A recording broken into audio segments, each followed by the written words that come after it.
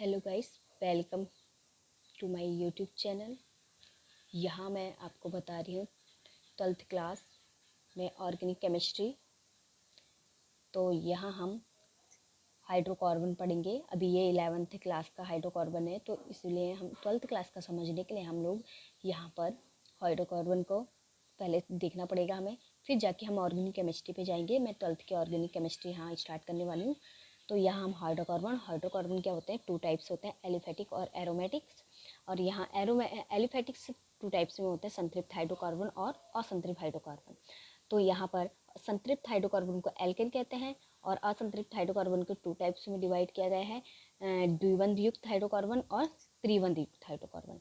ठीक है, तो यहाँ द्विबंध को क्या कहा जाता है, एल्कीन, और यहाँ क्या कहा जाता है, इसको क्या कहा जाता है, एल्काइन।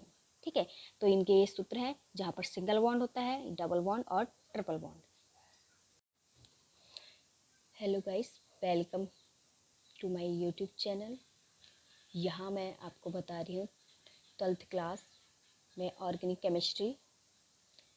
तो यहाँ हम हाइड्रोकार्बन पढ़ेंगे। अभी ये 11th क्लास का हाइड्रोकार्बन है, तो इसलिए हम 12th क्लास का समझने के लिए हम लोग यहाँ पर हाइड्रोकार्बन को पहले देखना पड़ेगा हमें, फिर जाके हम ऑर्गेनिक केमिस्ट्री पे जाएंगे। मैं 12th की ऑर्गेनिक केमिस्ट्री यहाँ स्टार्ट करने वाली हूँ।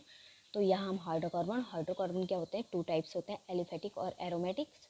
और यहाँ एलिफेटिक्स 2 टाइप्स में होते हैं, संतृप्त हाइड्रोकार्बन और असंतृप्त हाइड्रोकार्बन। तो यहाँ पर संतृप्त हाइड्रोकार्बन को एल्केन कहते हैं और असंतृप्त हाइड्रोकार्बन को 2 टाइप्स में डिवाइड किया गया है, द्विबंध युक्त हाइड्रोकार्बन और त्रिबंध युक्त हाइड्रोकार्बन। ठीक है, तो यहाँ द्विबंध को क्या कहा जाता है, एल्कीन, और यहाँ क्या कहा जाता है, इसको क्या कहा जाता है, एल्काइन। ठीक है, तो इनके ये सूत्र हैं जहाँ पर सिंगल बॉन्ड होता है, डबल बॉन्ड और triple bond.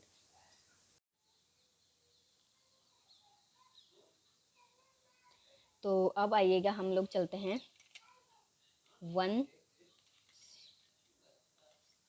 C2 C3 C4 C5 C6 C7 C8 C9 C10।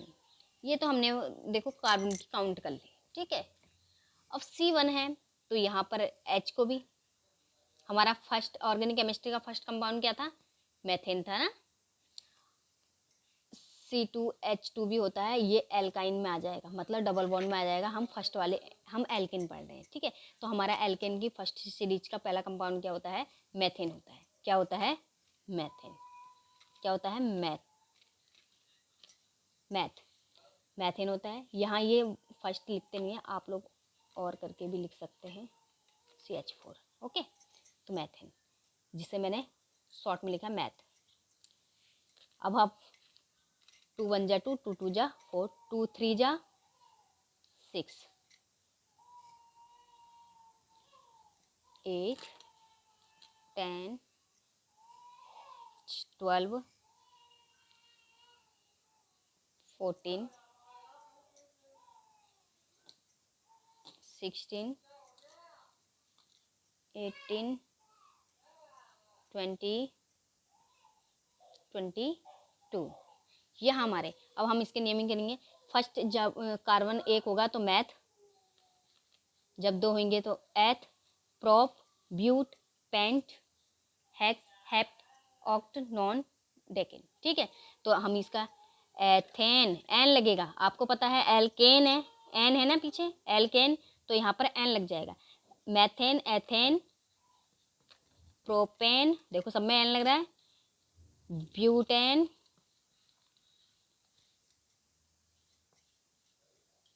Pentane,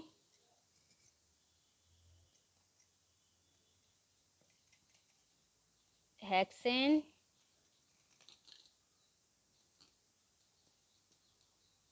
heptane,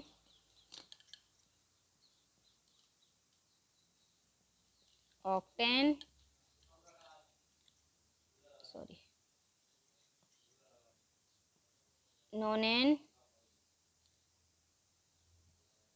decane. ठीक है, ये हमारा क्या हुई, ऑर्गेनिक केमिस्ट्री की गिनतियाँ हुई।